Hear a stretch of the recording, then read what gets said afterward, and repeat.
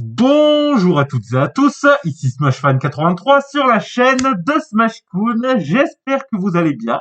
Aujourd'hui, on va lire le chapitre bonus, la première partie du chapitre bonus de Ecoblast, ça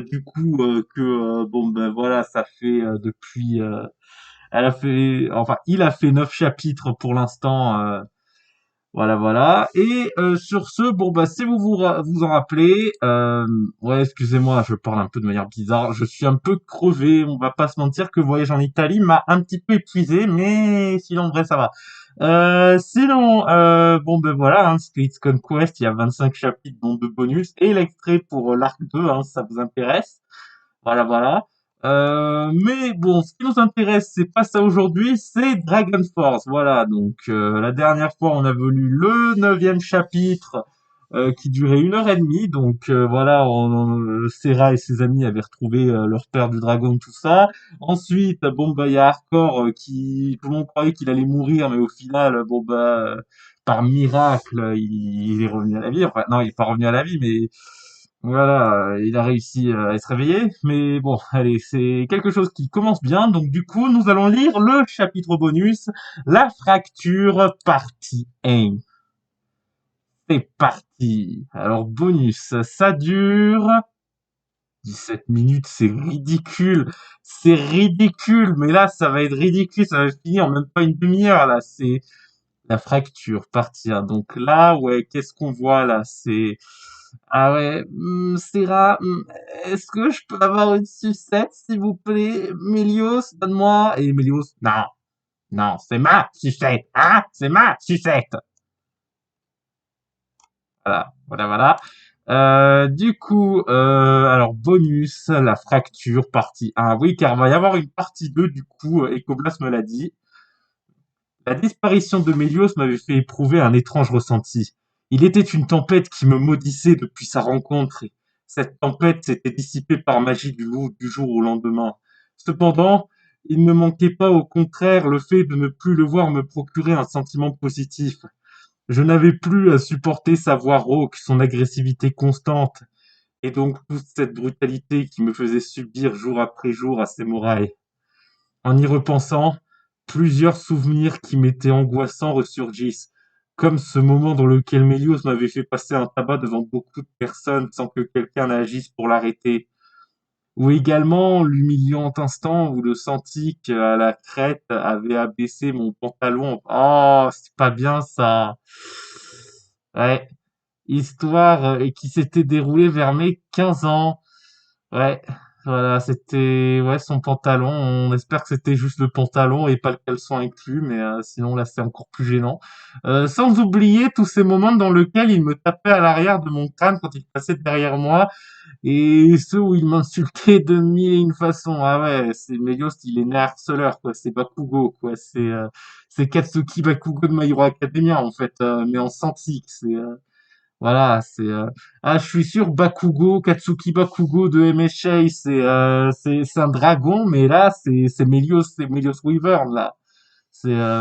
Cependant, il est vrai que je le cherchais très souvent lors de ces longues années passées à Samouraï. Ah, nuance. En particulier, je volais souvent ses affaires qui pourtant n'avait aucune valeur à mes yeux. J'essaie en particulier de pousser toutes ses limites. Ah ouais, donc c'était un peu chien et chat en fait. Mais il s'agissait surtout d'une simple occupation pour moi, car les occupations samouraï n'étaient que très peu nombreuses et la majorité des Santiques avaient comme passe-temps la pêche et le commerce. Ouais, voilà.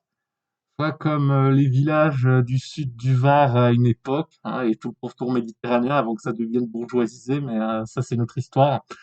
Pour en revenir à Mélios, le fait de ne plus l'avoir dans mon champ de vision faisait que mes journées n'étaient plus aussi mouvementées qu'avant. En revanche, je ne pouvais pas m'empêcher de me poser des questions sur sa haine qu'il me faisait endurer. Pourquoi on se déteste autant? Le souvenir le plus lointain qui m'était vu était celui du puits.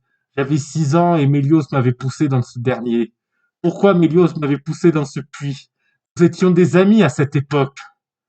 Alors je tentais de chercher encore plus loin, Mélios n'était pourtant pas né avec le mal en lui, comme le racontent les histoires qui donnent des cauchemars aux enfants. Il y avait une explication et je me devais de la déceler. Allez, réfléchis, idiot. Je pense que j'avais 5 ans, non, 6 ans et Mélios également. Toujours confus au milieu du bois de Périvalon, je cherchais alors à me remémorer et de rassembler tous ces souvenirs un par un. Comme des pièces de puzzle, ils étaient évidemment nécessaires pour répondre à mes questions. À mes questions, pardon. Ça y est, je pense que ça me revient. Tout avait commencé dans une salle d'attente chez l'unique médecin de Sémoraï.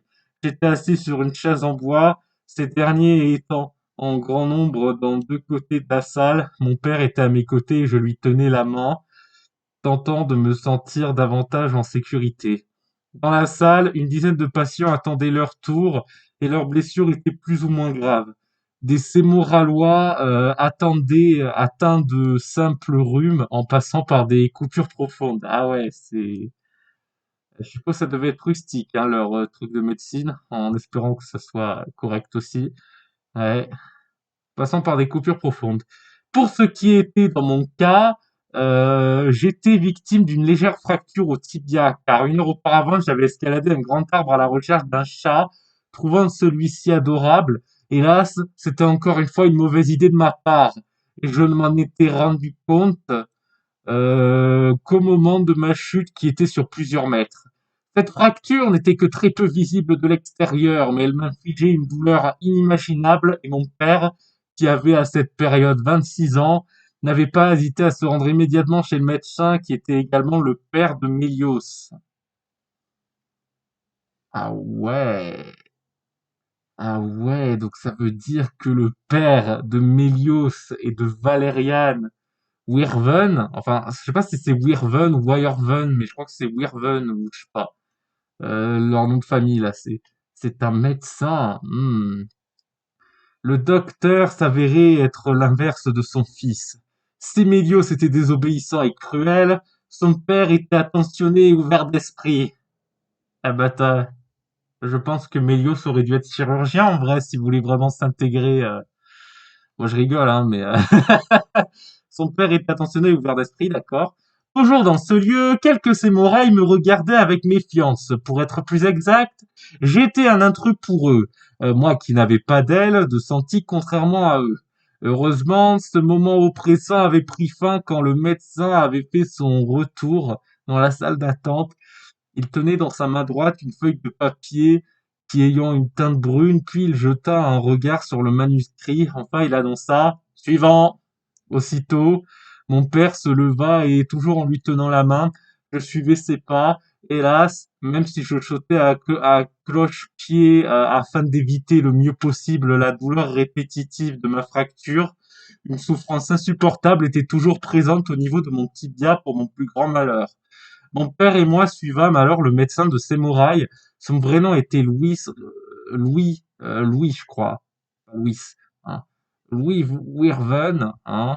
Il avait une barbe de bûcheron, des lunettes ovales et la blouse blanche qu'il portait manquait quelques boutons. Ses ailes de santique étaient noires et même pour ses griffes affûtées. Sûrement une référence à Louis Pasteur. Qui sait. La connaissance en médecine était très méconnue par les Sémoralois. Elle l'était tellement que c'est... Ah, il y a 2 C à certains. Bon, ça arrive, 2 petites fautes, c'est pas très grave. Certains d'entre eux ignoraient où étaient situés certains organes vitaux dans un corps. Ah oui, c'est comme à l'époque où on pensait que le cœur c'était comme le cerveau et qu'on pensait avec le cœur et pas avec le cerveau en fait. C'est oui, genre les cœurs impurs, les cœurs machin, ouais, je vois, ouais. Voilà. Où est situé le rein? Vous pouvez me situer où est le rein? Là, monsieur. Non, c'est tout en bas, là. Ouais, non, mais c'est... Bon, je rigole, mais... D'accord. Et même si l'unique médecin de Sémoraï était le mieux doué dans ce domaine, la plupart de ses consultations étaient une aventure risquée. Il faisait en permanence de son mieux pour satisfaire ses patients. Mais pendant la majorité du temps, il s'en sortait, il faut dire qu'il méritait son titre de docteur. Après un instant, nous étions arrivés dans la salle de consultation médicale, mais mon regard était bloqué sur celui du docteur qui paraissait fatigué, ce qui n'était pas surprenant, sachant que nous devions attendre plus d'1 heure dans la salle d'attente. Ensuite, je prêtai néanmoins plus attention au vaste cabinet. Les parois étaient en bois clair. Un bon nombre de plantes et de peluches, dont le but était de rassurer les enfants, étaient disposées sur des étagères. Ah, ça c'est sympa ça. Un banc était à ses côtés.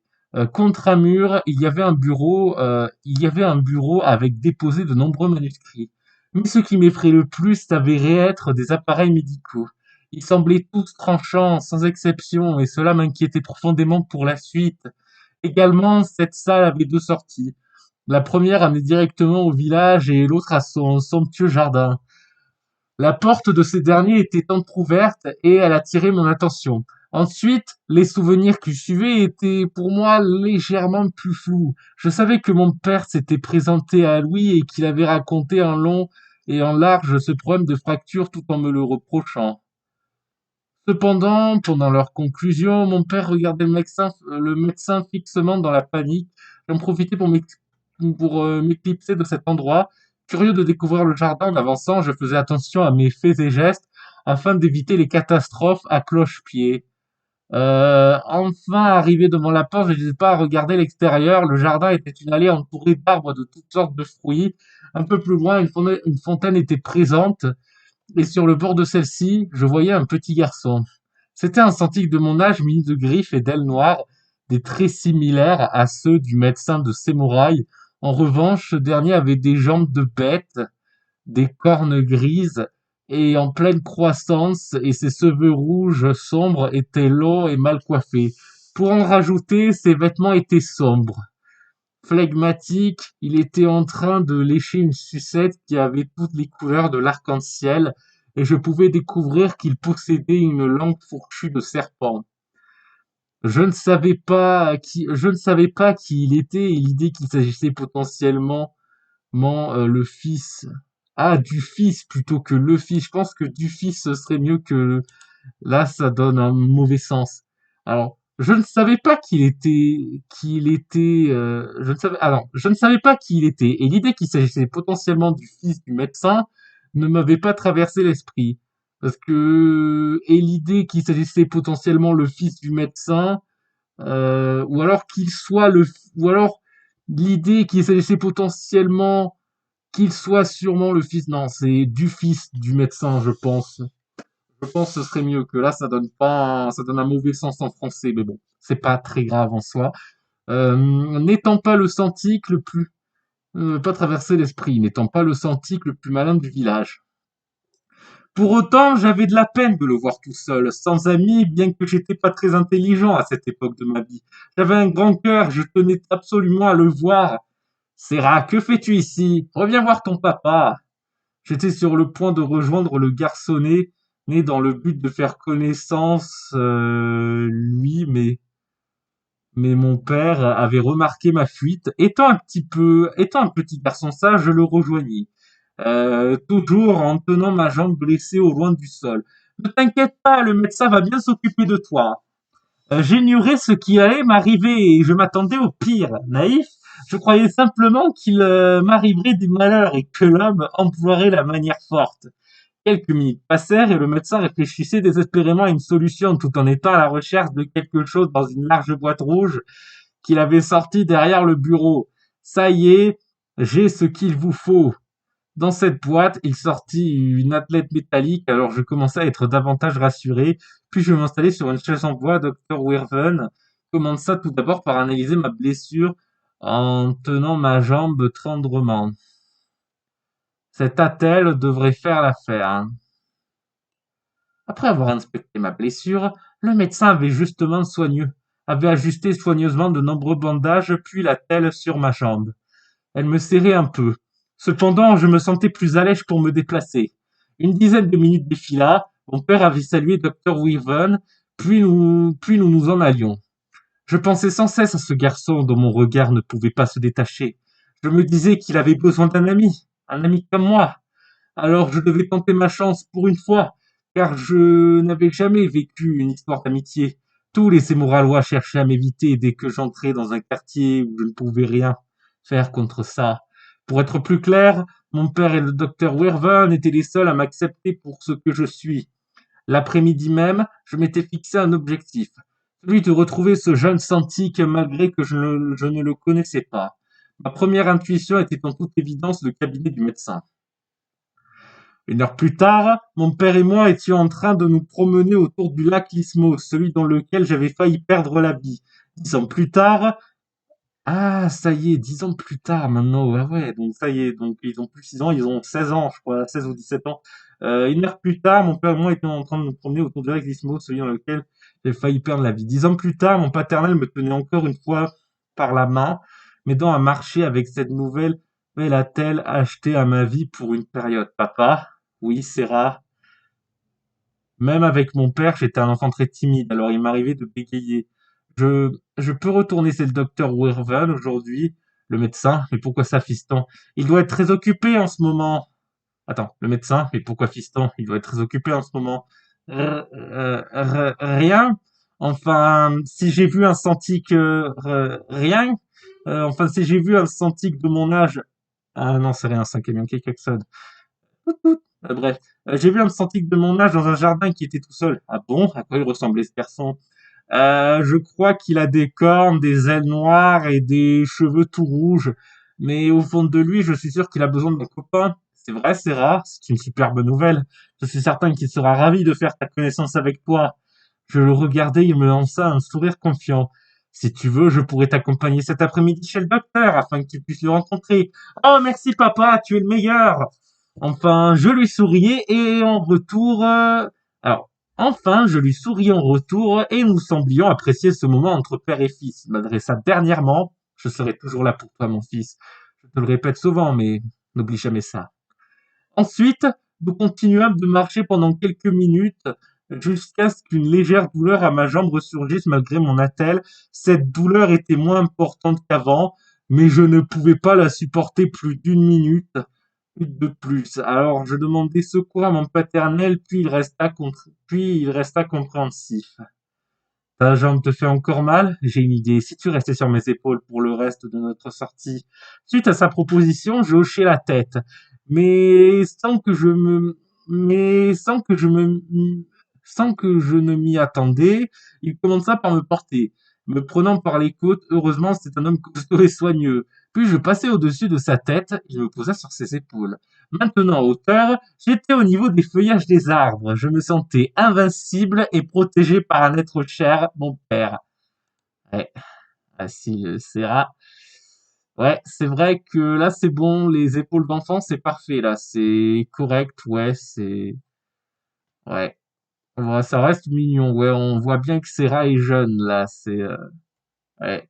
Ah ouais, et ça, c'est le père, du coup, de Serra, hein. J'ai plus son prénom, mais ouais, c'est celui qui est mort lors du chapitre 3, hein. Voilà. Là, c'est toujours très bien écrit pour l'instant. Pendant mes, pendant que mes mains étaient posées sur son cuir chevelu, son cuir chevelu, pourquoi à chaque fois que j'entends cuir chevelu, je pense toujours au pub Olia ou Garnier par je sais pas quoi là, je sais pas quelle marque de mode là pour les cheveux là, Franck Provo ou machin là, les trucs tu vois la pub qui sont insupportables. Bon bref, blague à part, je tournai la tête vers la gauche et je n'y aperçus personne. Les seules formes de vie que je pouvais voir étaient un groupe de canards au plumage brun flânant sur le lac. Coin, coin, coin, coin, coin, coin, coin, coin. Bon allez, j'arrête. Mais j'appréciais cette solitude où seul mon père et moi étaient présents. Enfin, j'étais habitué à un brouhaha constant dans les quartiers de Sémoraï. Cependant, je me posais une question au sujet de mon père, en particulier sur son épée qui m'intriguait tant. Papa, elle vient d'où l'épée bleue? Oh, celle que je laisse à la maison pour la garder en sécurité? Il se mit à réfléchir. Mes parents me l'ont confiée pour que je puisse me défendre. Papy et mamie? Ils sont où? Je, j'en sais rien. Nous nous sommes perdus de vue durant mon adolescence.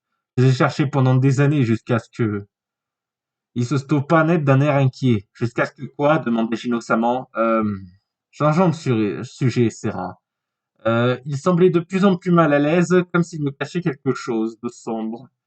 Dis-moi, s'il te plaît. Non, cela n'en vaut pas la peine. Restons-en ainsi. D'accord. Notre route se poursuivait à la hâte. Enfin, toujours accroché sur les épaules de mon père qui veillait sur moi, nous avions parvenu à faire le tour complet du lac Lismos en plus d'une heure. Avant de quitter ce dernier, nous passons devant une équipe de pêcheurs. Mon père les salua dans la main et les pêcheurs firent de même, et certains en appelant mon père par son prénom. En revanche, d'autres me regardaient de travers, puis je compris que les Cintiques ne souhaitaient pas me voir. Je me mis à croire qu'il n'y avait aucune chance que je parvienne à me lier d'amitié avec le fils du médecin de Sémoraï, et une douleur intérieure me prit. Elle venait du rejet qui m'infligeait les Sémoraïs. Au lieu de rentrer chez nous, mon père m'accompagna à l'entrée du centre médical. Heureusement, il n'y avait pas un chat dans les alentours, mais après être arrivé devant la porte en bois, mon père me reposa soigneusement sur le sol. Heureusement, ma jambe me faisait moins mal. Nous y voilà, mon cœur. Cette façon de parler me laissait déduire qu'il était sur le point de s'en aller. Je suis désolé, mais je vais devoir partir. Il faut que je travaille, Sarah. Oh non, reste! Mon père travaillait en tant que serveur dans le restaurant le plus chic de Sémoraï, et j'étais toujours triste quand il s'en allait, mais je n'étais pas seul pour autant, et une nourrice devait s'occuper de moi environ une après-midi sur deux, mais je préférais tout de même passer mon temps avec mon père adoré. Tu n'as pas à t'inquiéter, tu n'auras qu'à voir le docteur Werver, il te fera sans doute rencontrer son fils. Et si je l'embête, et s'il dit non, et si... Mais calme-toi, fiston. Il me souria chaleureusement pour tenter de me rassurer. Il se fait que tu gardes confiance en toi, Sarah. Il s'accroupit à ma hauteur, puis il embrassa mon front et m'enlaça pendant quelques secondes. Si je la croise, je préviendrai ta nourrice. Et si tu veux rentrer à la maison, la clé est cachée sous le paillasson. Tu te rappelles? Je hochai la tête. Comme ça. Ne sachant pas quoi faire et parce que je n'avais pas d'autre choix, je saluai de la main. Il s'éloigna de moi et le voir s'en aller m'attristait. Néanmoins, après un moment, je décidai de passer à ce que je voulais faire depuis la matinée. Je me mis en premier temps à fixer la porte d'entrée de façon indécise. J'hésitais sans arrêt à l'ouvrir, trop effarouché, même en temps impatient à l'idée de rencontrer ce garçon solitaire. Ce moment dura un long instant, jusqu'à ce que j'entende des tintements de ma gauche et aussi de lourdes respirations. Intrigué, mon regard s'y intéressa et j'aperçus un peu plus loin une très haute barrière en bois peinte en blanc qui séparait le quartier et le jardin du cabinet médical. Également, elle était légèrement abîmée et quelques planches qui la composaient avaient des petits creux, ce qui permettait de l'escalader. De même, les tintements que j'entendais semblaient grimper le long de cette barrière, puis ils paraissaient atteindre le sommet. Je m'en approchais de plus en plus. Enfin, des ailes de Santique noires firent leur apparition, suivies d'une main griffue, tenant une sucette colorée et d'une jambe bestiale s'accrochant à l'extrême de la clôture. Ensuite, après quelques secondes de persévérance, l'individu avait finalement parvenu à se montrer derrière la barrière. Il s'agissait bel et bien du fils du médecin. Mais avant de redescendre de cette barrière, il fit un dernier effort en serrant les dents et il sauta par-dessus l'obstacle d'environ 3 mètres de hauteur et il atterrit sur une touffe d'herbe sans douleur.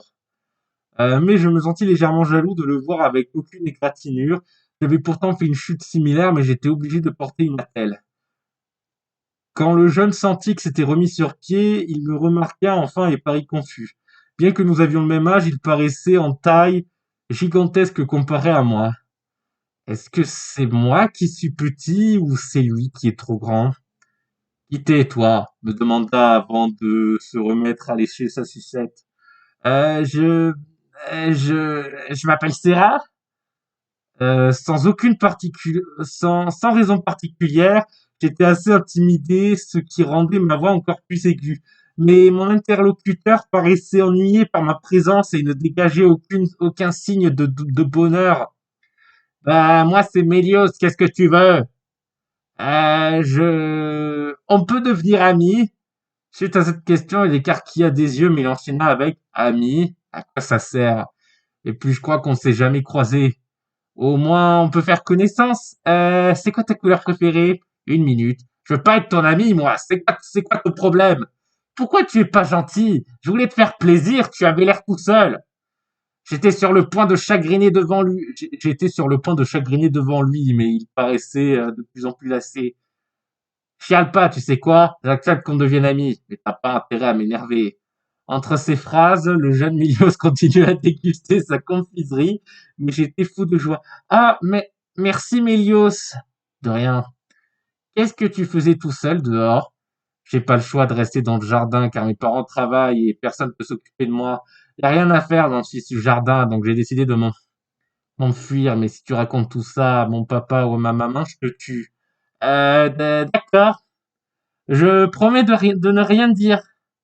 Je détestais déjà sa façon de crier, mais je voulais faire des efforts pour la suite de notre amitié.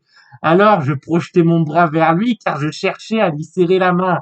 Ayant remarqué mon geste, Melio devient légèrement hésitant, mais après ce qui semblait être une réflexion, il fit de même et me souria pour la première fois.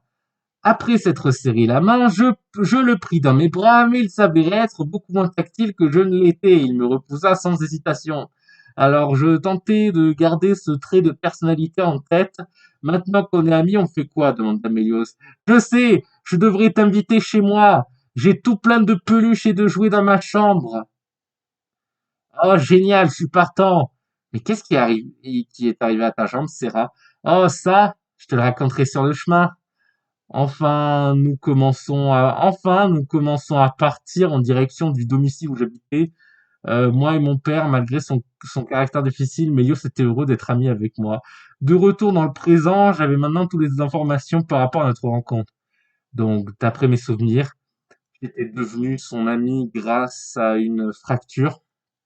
Très bien. Dès à présent, il me reste à savoir pourquoi nous nous sommes disputés.